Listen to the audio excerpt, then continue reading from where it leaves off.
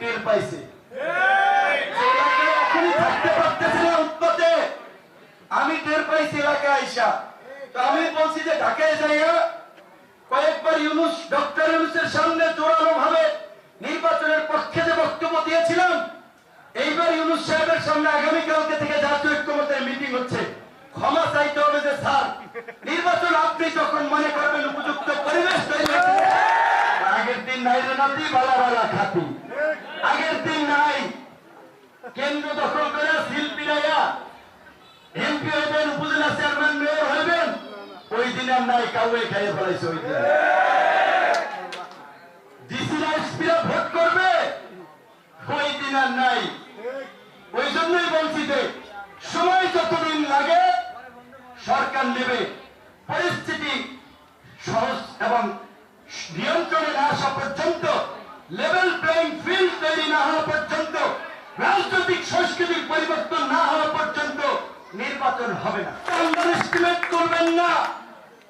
গণ অধিকার পরিষদ ওই মিঠুনের বাংলা সিনেমার ডায়লগের মতো খবর দেখে না, খবর পড়ে না। পরিষদ বাংলাদেশে গত 7 বছরে 70 বছরের ইতিহাস রচনা করেছে।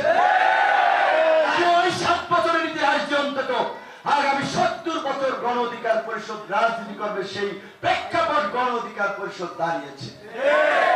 গণ অধিকার পরিষদ সম্পর্কে জানেন না, সক্ষমতা জানেন না, বুঝেন না, তাই বলছি মন্তব্য করেন না। পিকচার আমি বাকি হয় মেরা দোষ। এইখানে যে ডিসি হাসান মামুনের শিষ্য, এই ডিসি অপকর্ম ইতিমধ্যেই পটুয়াখালীর সাংবাদিক থেকে শুরু করে সচেতন সমাজ জানেন। উনি ডিসি মাতবরি করছে, সাংবাদিকদের কমিটি নিয়ে ঝামেলা করছে, আপনারা অবগত আছেন। বিভিন্ন প্রতিষ্ঠানে যেখানে নির্বাচনের মাধ্যমে কমিটিগুলো হবে, সেখানে সে পয়সা নিয়ে তার লোকদেরকে বসাইতেছে। আর বিভিন্ন জায়গায় যেমন ধরেন চেয়ারম্যান যদি গ্রেপ্তার হয়, তাহলে নিয়ম অনুযায়ী অনেক জায়গায় প্যানেল চেয়ারম্যান হবে। তো এই সমস্ত জায়গায় যেখানে পয়সা পাচ্ছে না, সেইখানে দিচ্ছে না। ওই বাউফলে পয়সা পাইয়া আওয়ামী লীগের লোককে ইউনিয়ন পরিষদের চেয়ারম্যান দিতেছে। গোলখালিতে বিএনপির লোক পয়সা দেয় নাই, চেয়ারম্যানই তাকে দেয় নাই।